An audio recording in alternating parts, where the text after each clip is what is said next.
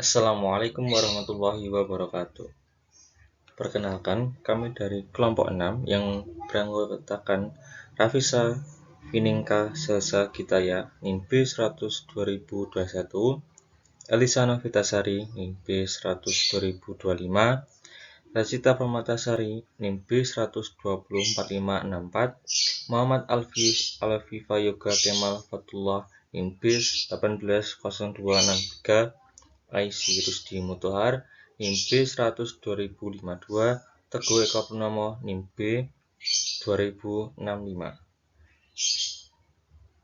Di sini kami akan mempresentasikan hasil diskusi kelompok kami. Yang pertama ialah materi tapak suci, kedua materi wakaf dan kebendaraan, ketiga lembaga seni budaya dan olahraga, keempat lembaga pembinaan dan pengawasan keuangan. Tapak suci. Tapak suci Putra Muhammadiyah atau disingkat Tapak Suci adalah sebuah aliran, perguruan, dan organisasi pencaksilat yang merupakan anggota IPSI atau Ikatan Pencaksilat Indonesia. Tapak Suci termasuk dalam 10 perguruan historis IPSI, yaitu perguruan yang menunjang, tumbuh, dan berkembangnya IPSI sebagai organisasi. Tapak Suci berasas Islam, bersumber pada Al-Quran dan As-Sunnah, berjiwa persaudaraan, berada di bawah naungan Persyarikatan Muhammadiyah sebagai organisasi otonom yang ke-11. Tapak Suci berdiri pada tanggal 10 Rabiul Awal 1383 Hijriah atau bertepatan dengan tanggal 31 Juli 1963 di Kauman, Yogyakarta. Tapak Suci memiliki moto dengan iman dan akhlak menjadi kuat, tanpa iman dan akhlak saya menjadi lemah. Organisasi Tapak Suci berkiprah sebagai organisasi pencaksilat, berinduk kepada Ikatan Pencaksilat Indonesia, dan dalam bidang dakwah pergerakan Tapak Suci merupakan pencetak kader dari Muhammadiyah. Pimpinan pusat Tapak Suci Putra Muhammadiyah berkedudukan di Kauman, Yogyakarta, dan memiliki kantor perwakilan di ibu kota negara. Kelahiran Tapak Suci. Atas desakan murid-murid perguruan Kasegu dan kepada Pendekar Muhammad Bari Irsyad untuk mendirikan satu perguruan yang menggabungkan perguruan yang sedulur, yaitu perguruan Cikauman, Seranoman, dan Kasegu. Perguruan Tapak Suci berdiri pada tanggal 31 Juli 1963 di Kauman, Yogyakarta. Ketua Umum Tapak Suci adalah Zarwin Nawi Hadikusumo. Setelah berdiri, Tapak Suci menerima permintaan untuk membuka cabang di daerah-daerah. Secara otomatis, Tapak Suci menjadi wadah silaturahmi para pendekar yang berada di lingkungan Muhammadiyah pada tahun 1964. Ketika itu, pimpinan pusat Muhammadiyah yang dikelola oleh Kiai Haji Ahmad Badawi, Tapak Suci diterima menjadi organisasi otonom Muhammadiyah. Nama perguruan menjadi Tapak Suci Putra Muhammadiyah, disingkat Tapak Suci. Keluarga satu Tapak Suci berdiri di daerah Jawa Timur, lalu disusul oleh di Sumatera Selatan, Jakarta, dan Sumatera Barat. Kini Tapak Suci telah menyebar ke Singapura, Belanda, Jerman, Austria, dan Mesir. Kategori tingkatan. Yang pertama, siswa. Siswa dibagi lagi menjadi siswa dasar dengan simbol sabuk kuning. Siswa 1, sabuk kuning melati 1, siswa 2, sabuk kuning melati 2, siswa 3, sabuk kuning melati 3, siswa 4, sabuk kuning melati 4. Yang kedua ialah kader.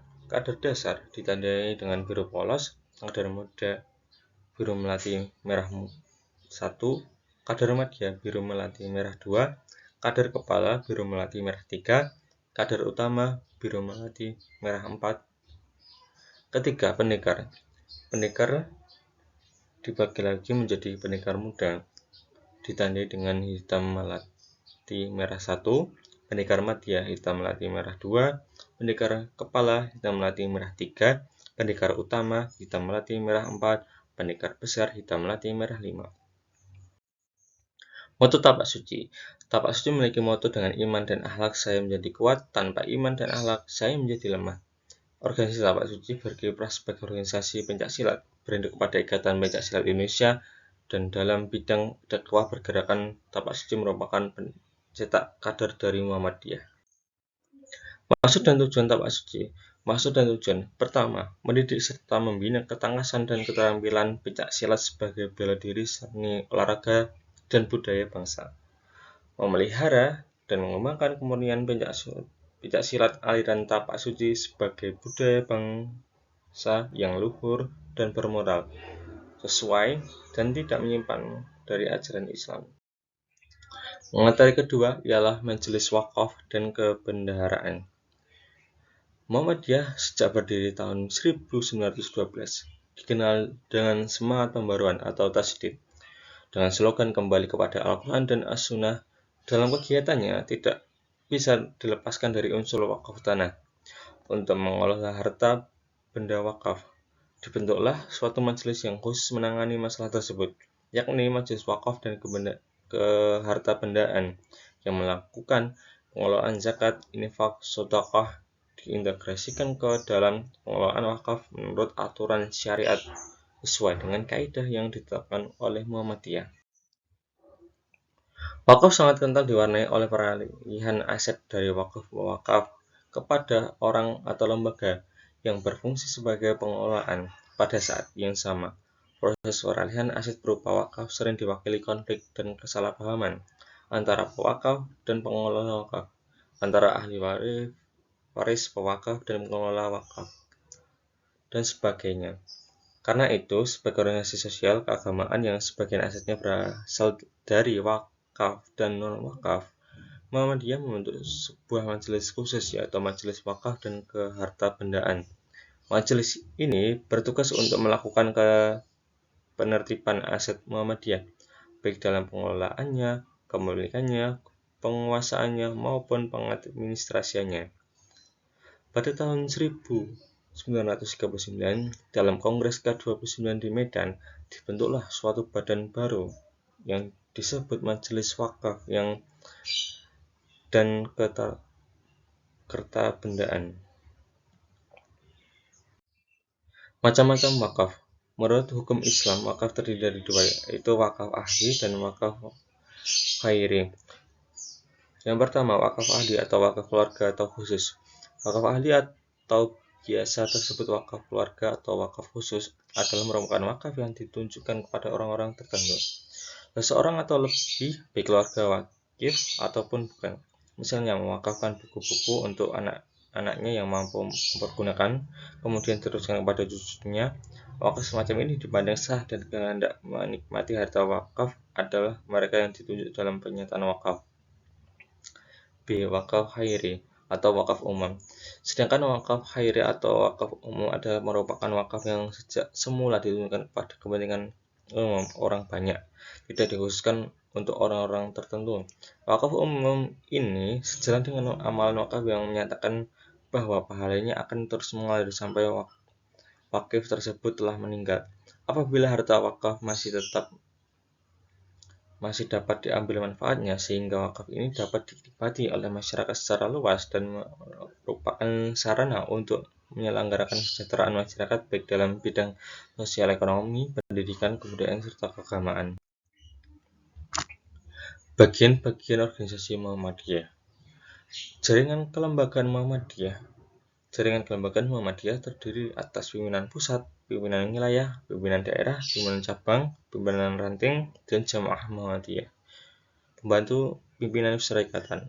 Yang pertama, majelis. Setiap jenjang organisasi Muhammadiyah dapat dibentuk majelis atau tingkat pusat, wilayah, daerah, cabang, ataupun ranting sebagai badan pembantu pimpinan dalam pelaksanaan usaha persyarikatan. Pasal 12, 13, 14, dan 15 Anggaran Dasar. Yang kedua adalah biro, lembaga, dan badan khusus. Merupakan bagian yang menjalankan tugas-tugas pelayanan yang tidak operasional atau kegiatan yang tidak langsung berhubungan dengan pencapaian tujuan Muhammadiyah. Organisasi otonom. Organisasi otonom adalah badan yang dibentuk atau dibimbing dan diawasi oleh persyarikatan dan diberi hak mengatur rumah tangga sendiri untuk membina bidang-bidang tertentu untuk mencapai maksud dan tujuan Muhammadiyah. Materi yang ketiga adalah lembaga seni budaya dan olahraga. Lembaga Seni Budaya dan Olahraga atau LSBO Pimpinan Pusat Muhammadiyah mengadakan silaturahmi nasional budayawan dan seniman Muhammadiyah dengan tema Budaya Gotong Royong, menguatkan seni dan budaya di tengah-tengah masa pandemi. Tujuannya sendiri ialah untuk mengembangkan dan memberi apresiasi kepada budaya secara khusus meliputi kesenian, kesusastraan, dan pariwisatawan sesuai ajaran Islam. Tugas pokok LSBO. Yang pertama, mengembangkan apresiasi kesenian, kesastraan, dan pariwisata yang Islami. Kedua, memproduksi film, buku, dan seni pertunjukan yang membawa pesan kerisalahan dan peradaban Islam. Ketiga, melakukan kajian dan kritik terhadap praktek kesenian yang bertentangan dengan norma Islam. Keempat, meningkatkan pengadaan dan pengelolaan sarana, prasarana, pendidikan, produksi, dan pengembangan seni budaya di lingkungan masyarakat. Kelima, ialah meningkatkan kerjasama dengan berbagai pihak dalam pengembangan seni budaya Islam. Keenam, memanfaatkan media massa cetak dan elektronik sebagai sarana pengembangan program seni budaya dalam Muhammadiyah. Materi yang keempat ialah lembaga pembinaan dan pengawasan keuangan. LPPK merupakan lembaga yang melakukan pengawasan keuangan terhadap amal usaha Muhammadiyah atau AUM. Tugasnya ialah yang pertama adalah menyusun dan memasyarakatkan sistem pengelolaan keuangan syarikatan, pembantu pimpinan dan amal usahanya. Kedua, membina dan mengawasi pengelolaan keuangan syarikatan, pembantu pimpinan dan amal usahanya. Ketiga, melakukan kajian tentang sistem keuangan umum sebagai pertimbangan bagi pimpinan syarikatan dalam kebijakan keuangan. LPPK juga mempunyai kewenangan untuk melakukan pembinaan dan pengawasan terhadap pengelolaan keuangan dan kekayaan syarikatan serta AUM di setiap tingkatan. Demikian juga terhadap AUM yang berdirinya dan sahamnya sebagian atau seluruhnya dimiliki oleh syarikatan dan AUM. Dalam menjalankan tugas LPPK bersifat profesional, independen, dan bertindak atas nama pimpinan syarikatan sesuai dengan tingkatan masing-masing. Sedangkan dalam menjalankan kegiatannya disyaratkan pada program kerja tahunan yang telah disahkan oleh pimpinan syarikatan atau diminta oleh pimpinan persyarikatan. Demikianlah itu hasil diskusi dari kelompok kami. Kurang lebihnya mohon maaf bila ada kekurangan. Terima kasih.